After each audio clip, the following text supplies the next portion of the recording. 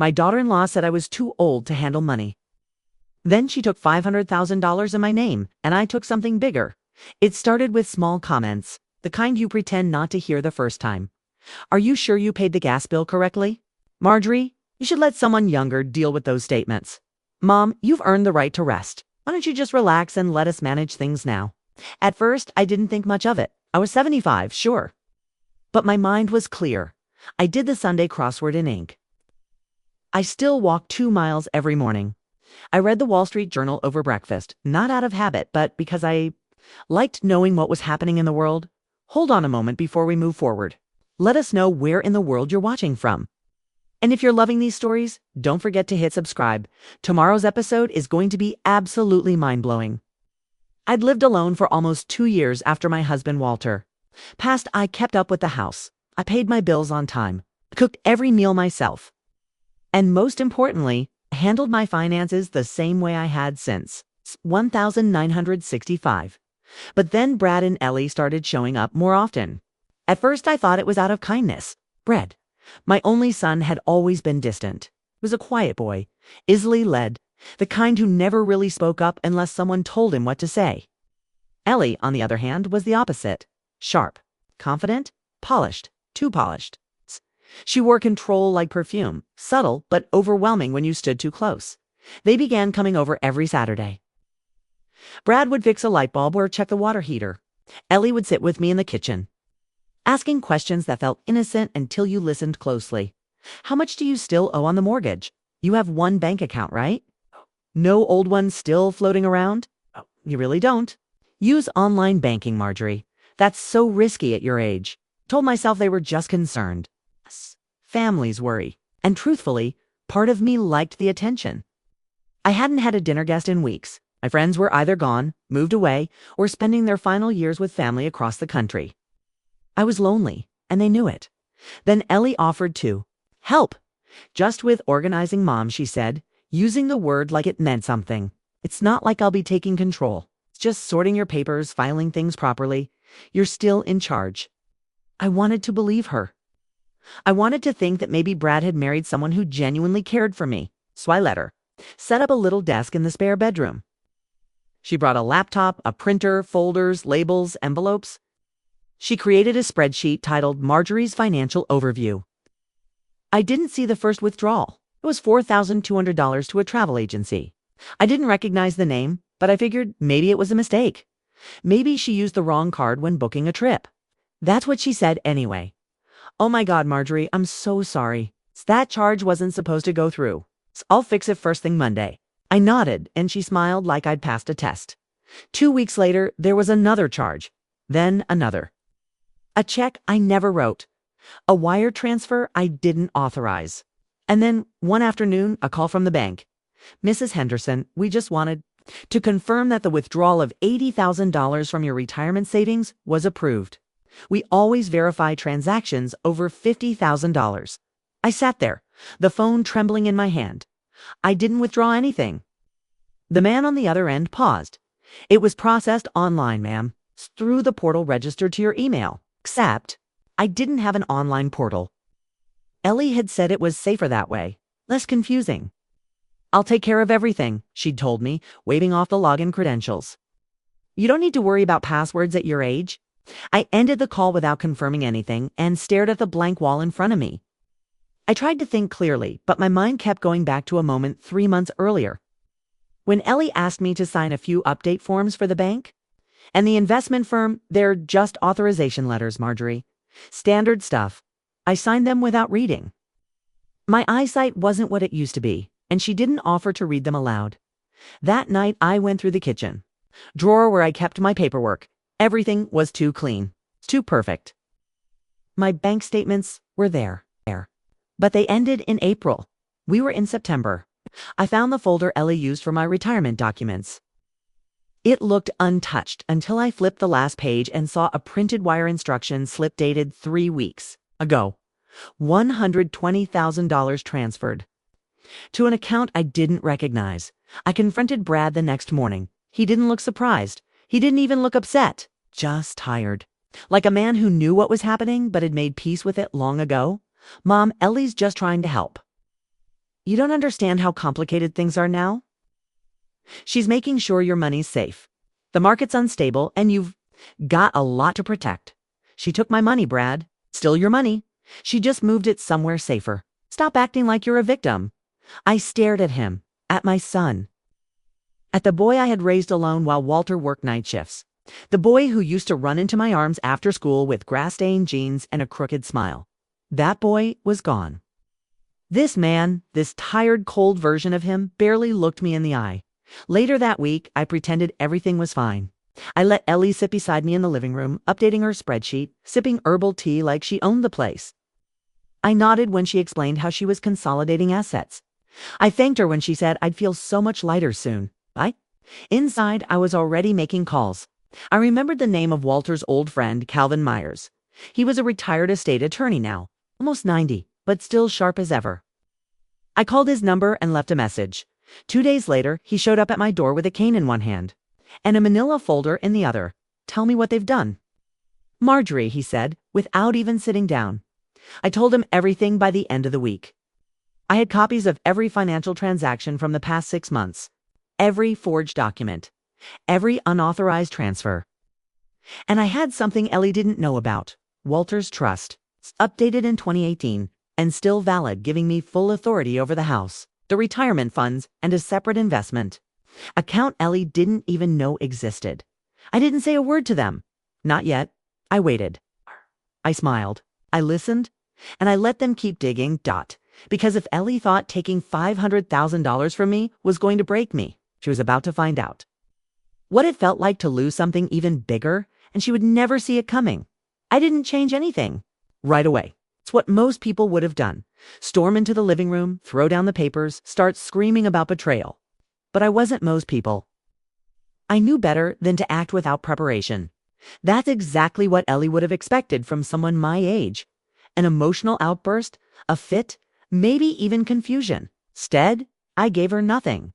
For 3 weeks, I played along. I pretended I didn't notice that she'd changed the lockbox combination. I smiled when she said she'd talk to the bank on my behalf. I let Brad mumble his way through shallow reassurances about how this is all temporary, and we're just doing what's best for everyone. I listened, nodded, and kept notes, and I kept meeting with Calvin behind their backs. He brought in a paralegal, a sharp woman named Nina, who came twice a week posing as a friend for my book club. She helped me organize everything. Emails, forged signatures, Ellie's fake financial plan that we found saved on her cloud account. She had even titled it Fla Marjorie Plan Final V2.pdf. Calvin said it was the most arrogant thing he'd seen in years. We started building a timeline. April 1st, unauthorized charge. May. Forged check to Ellie's consulting company. June. Full access to my accounts. July. Power of attorney documents filed online. Using my name and a falsified witness signature. August, transfer of $500,000 into an account Ellie controlled, under the pretense of a joint investment fund. All of it tied together, neatly, quietly, illegally. What they didn't know, what Ellie clearly never bothered to look for, was that Walter had left a second set of documents before he passed. He never liked Ellie. He called her shiny. Plastic. He said she was too interested in what people had and not enough in who they were. And when he got sick, he took the time to prepare a backup plan. He named me the sole trustee of his private investment portfolio, one she never found, and gave Calvin the authority to activate that trust if anything ever happened to me or if someone tried to exploit me. I hadn't touched that portfolio in years, but now it would become my weapon. I waited until the next Saturday. Ellie and Brad had started showing up like clockwork again, more comfortable than ever. They didn't knock anymore, so they walked in like it was their house. Brad would head to the garage or the backyard, pretending to fix something that didn't need fixing, and Ellie would sit at the kitchen table with her laptop open, typing away like she ran the place. That morning, I made pancakes. She took that as a good sign. "You're really turning around, Marjorie," she said, cutting into her second stack. "See, routine is good. You just needed some structure." Structure. That word almost made me laugh. I waited until she finished her coffee and stood to rinse her plate. Then I asked, gently, "Ellie, could I take a look at the statements again? I think I forgot how much I had in my retirement fund." She turned around, drying her hands, eyebrows raised. "Why do you need that? I told you, everything's safe." All being managed. I know. I just want to see it. She hesitated for a moment, just long enough for me to see it. That flicker of control slipping. But then she smiled. Of course. Let me pull it up for you. She opened her laptop, typed in the password, which I had already recovered with Nina's help, and turned the screen toward me. The page showed a single account, now with just under $32,000 left. The rest was gone. She tried to scroll fast through the transactions, explaining things in a rushed tone: temporary losses, market shifts, liquidity transfers. I watched quietly. When she finished, I asked one more question. And what about? The house. She blinked. What about it? The deed. Still in my name, isn't it? That time she didn't answer right away. She just smiled again, that fake stretched smile she used on waiters and neighbors. Technically, yes, she said.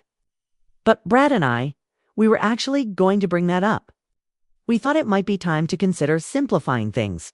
You know, in case something happens. You're not getting younger, and it might be better if everything was streamlined now instead of during some emergency. Streamlined. Another word for transferred. I nodded. That makes sense? That afternoon, they left early. Ellie said she had some errands, and Brad didn't even look up from his phone when he said goodbye the next day. Calvin filed the paperwork to move the house into the Walter Henderson Trust under my name only, making it legally separate from any shared assets. We also filed a motion to reverse the forged power of attorney, supported by the forensic signature analysis Nina had arranged. We contacted the bank's fraud division and prepared a report for the district attorney's office. I wasn't playing anymore. The following Saturday, Ellie arrived alone. Brad had a golf tournament or something equally irrelevant. She came in, took her usual seat, and pulled out her laptop again. We should revisit the asset plan, Marjorie, she said, clicking through tabs. I've been thinking we should. Merge your last two accounts. Keep things neat. If I can bring the forms next week, I'd let her talk. I let her outline every plan she thought she still controlled. She talked about how we'd sell the car eventually, how I should start preparing for possible relocation to a senior community, and how Brad was open to converting this house into a rental in the future. Then I said her name, Ellie. She stopped mid-sentence. I took out the folder Calvin gave me and slid it across the table. She opened it. Her face didn't move at first. Then I saw it, the slow drain of color, the flicker of panic behind her eyes. Her mouth opened, then closed. She scanned the pages, the dates, the letterhead from the lawyer's office, the fraud report acknowledgement from the bank. She saw her own name over and over, linked to every unauthorized transaction. I don't understand what this is, she said quietly. You do, I answered. She looked at me like I had slapped her. You've been spying on me. I've been watching you. There's a difference. She stood up, shoving the chair back. This is a mistake. You're confused. You don't know what any of this means. These are just drafts. Concepts don't lie again. Her jaw clenched. You can't prove anything, actually. I said, I can. And I already did. And I've already spoken to the authorities. This isn't me asking you to return the money, Ellie. This is me giving you the chance to walk away quietly. She stared at me, stunned.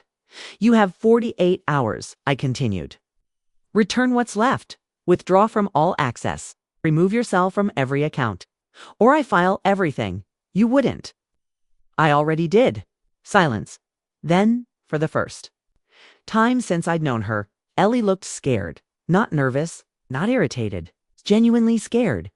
She left without saying another word. I stood at the kitchen window and watched her car pull away from the curb, and then I sat down and waited. I didn't want the money back. Not really. I wanted her to feel what it was like to lose control, to sit in a quiet room and realize someone outsmarted her in this. This was only the beginning. The next 48 hours passed slower than any I could remember. I didn't leave the house. I barely touched my meals. I sat by the kitchen window, waiting not just for Ellie, but for the fallout. It wasn't fear. I wasn't afraid of what would happen next. I was steady. I had done everything right. I had proof. I had legal support. I had control. But that didn't mean I wasn't tense. On Monday morning, I got the first sign that Ellie had received my message loud and clear. Calvin called. She filed a withdrawal, he said. Partial. $75,000 returned to your retirement account this morning. Another 32 your savings. I didn't say anything for a moment. She's trying to soften this, he added. Maybe hoping you'll back off. She doesn't understand, I replied. I'm not after the money anymore. Ellie hadn't contacted me directly. No apology, no explanation, no justification. She didn't show her face on Saturday or Sunday. I assumed she was busy, spinning, calling lawyers, maybe begging Brad to do something about me. But that was another story entirely. Brad hadn't called either, not even a text. That part stung more than I'd like to admit. Tuesday afternoon, I heard the front doorbell. I peeked out through the side window. It was Brad, alone. I opened the door, but I didn't smile. I didn't invite him in. He looked tired. He had dark circles under his eyes. His shirt was wrinkled. He rubbed the back of his neck the same way he did when he was a teenager, right before telling me he had flunked an exam or gotten in trouble at school. Can I come in? Hey? Asked. I stepped back just enough to let him enter. He walked slowly, as if each step took effort.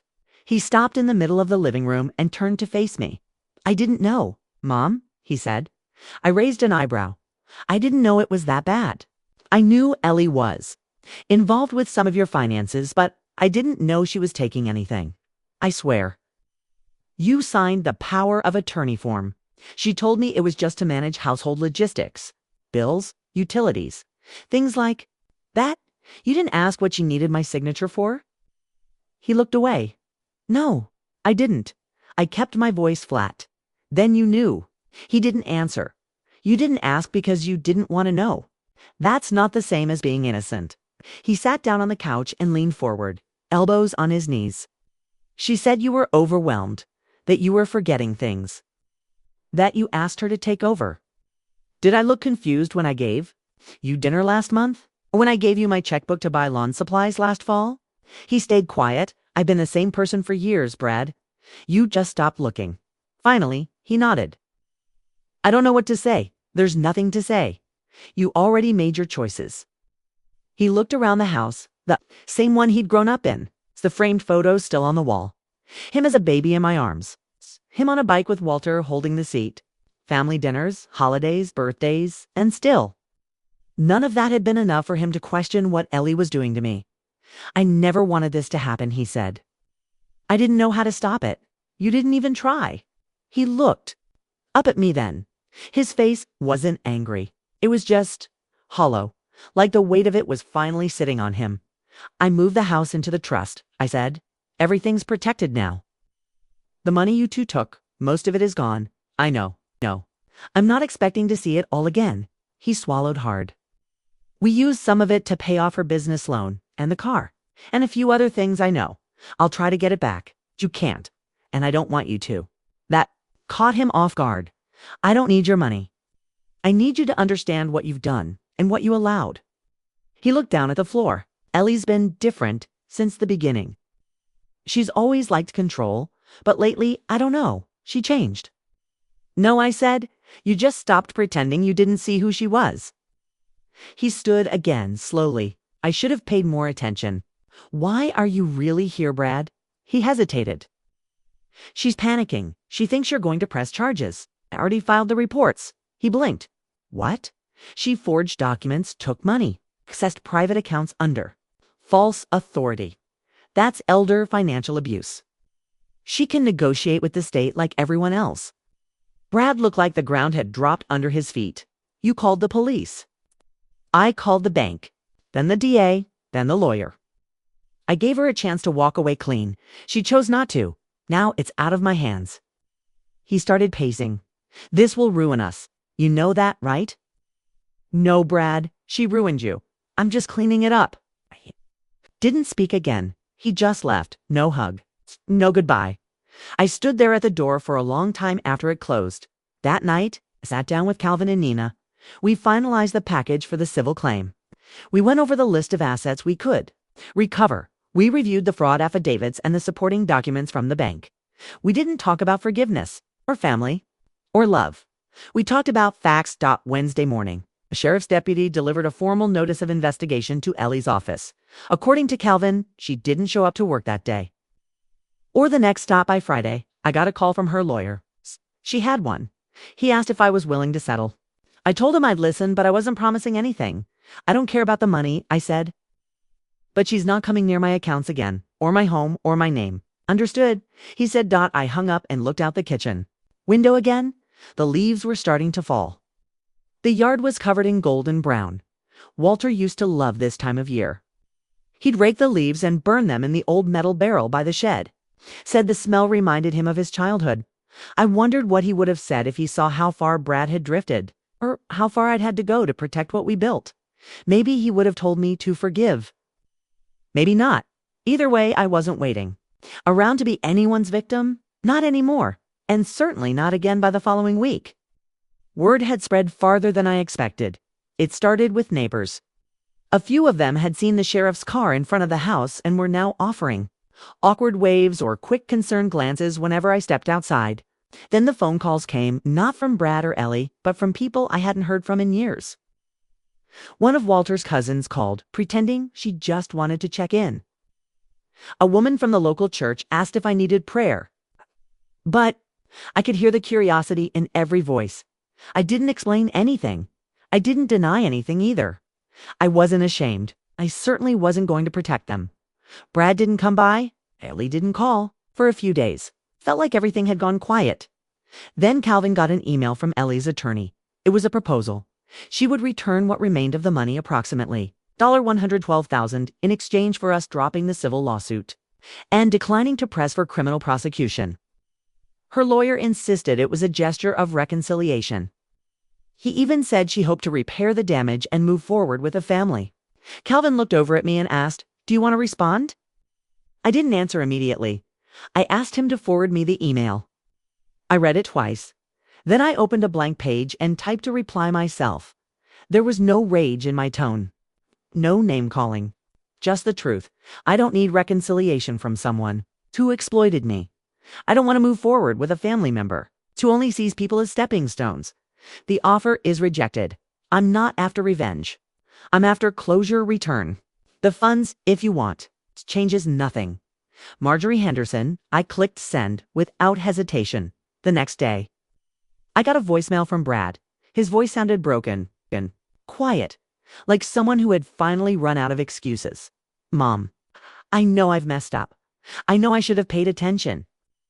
I didn't want to believe Ellie could do something like this.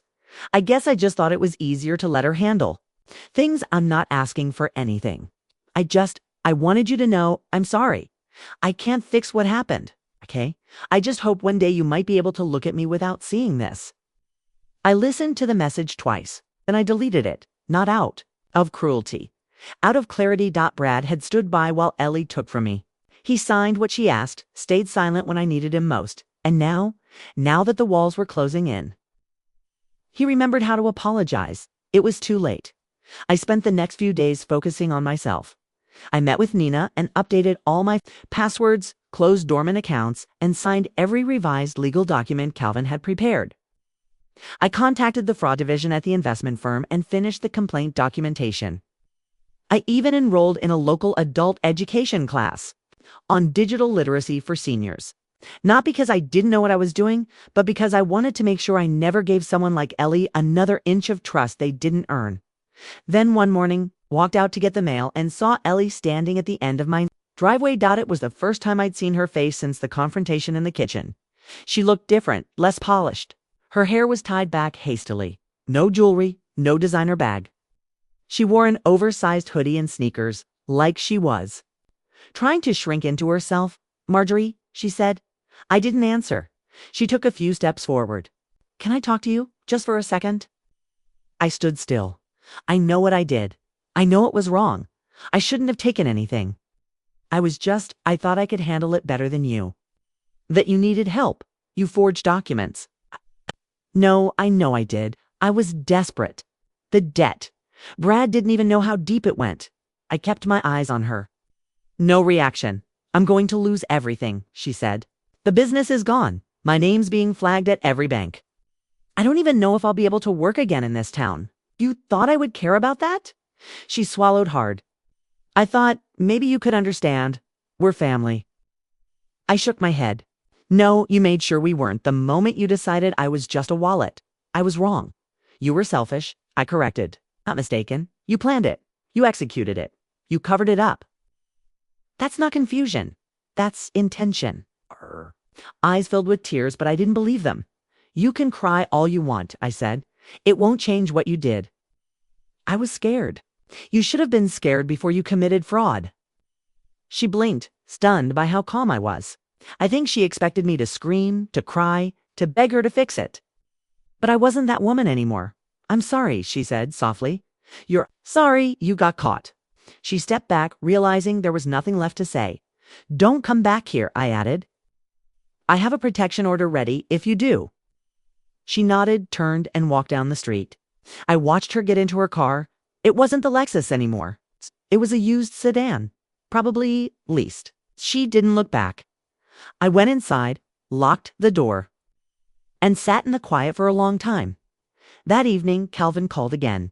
She transferred. The remainder today, total of $112,000 returned to your name. I don't care about the amount, I said. I care that she knows I'm not her victim. He paused. You've done more than most people in your situation ever get the chance to do. I nodded slowly. It still doesn't feel good. It's not supposed to feel good, he replied. Supposed to give you peace. Night? I poured myself a cup of tea and sat in Walter's chair in the living room. I looked around the room. It wasn't just a house anymore. It was proof that I had survived something I never expected. Betrayal from the people I loved most. But I wasn't broken. And the most important part, they knew that now. The legal part was over. But the consequences had just started to unfold. By now, my routine had returned. I got up early, drank my coffee in silence, read the newspaper, and took a slow walk down the street most mornings. The weather was turning colder than usual for late October, but I didn't mind. It's for the first time in a long while, no one was hovering. No one was pretending to help me while secretly planning to take from me. The house was mine again. The silence was mine too, not the kind that isolates, but the kind you choose. I hadn't spoken to Brad since I received his second letter. It sat in the same drawer as the first. I hadn't answered it, hadn't acknowledged it, and I didn't intend to. Words written after the damage is done never meant much to me. But on the Thursday after the court finalized the civil resolution, I received a phone call. It wasn't Brad. It was Ruth, Ellie's mother. She didn't sound like the last time I'd seen her, pleasant and composed in the grocery store. This time her voice was tired. Not sick, not weak, just worn down. I don't want to intrude, she said, but I thought you should know.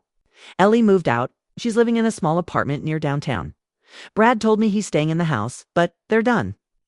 I didn't respond immediately. Let her talk. She lost everything, Marjorie. I know that doesn't change what she did, but it's not like she walked away untouched. She walked away without prison, I said, keeping my voice even. That's more than most people would have gotten in her place. I'm not asking you to forgive her. Then, why are you calling? I'm her mother and I don't know who she is anymore. That was the one thing I could understand. I hadn't recognized Brad either. We ended the call politely. No apologies, no resolutions. Just two older women trying to understand how their children turned into people they no longer trusted. Later that afternoon, I walked to the mailbox and found another envelope with no return address. It wasn't a letter this time. It was a check, $1,200, with Ellie's name signed at the bottom. In the memo line she wrote, "Final repayment, utilities." I stared at it for a long time.